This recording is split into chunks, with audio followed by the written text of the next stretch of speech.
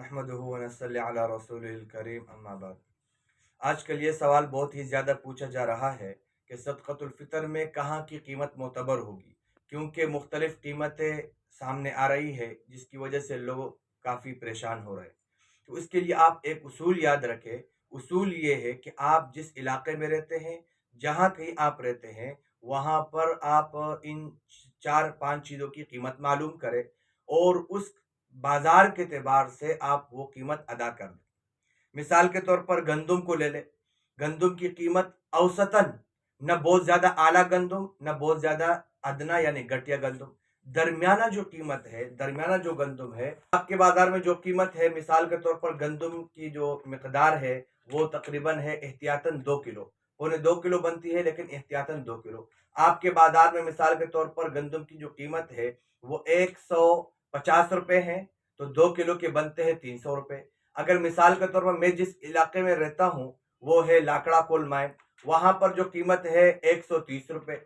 अभी ₹130 के एतबार से हमारे यहाँ कीमत बनेगी ₹260 फी फी बंदा।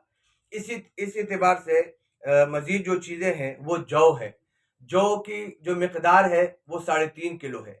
3.5 किलो जौ वो आप दे सकते हैं या आप उसकी कीमत दे सकते हैं। आपके बाजार में जौ की कीमत क्या है उस एतबार से आप लगाएं। इसी तरह खजूर है या चिवारे हैं, आप उसकी कीमत मालूम कर लें। आजकल जो मिसाल के तौर पर आपके इलाके में ₹500 कीमत है, ₹400 है, उसके एतबार से आप 3.5 किलो खजूर का हिसाब लगा लें।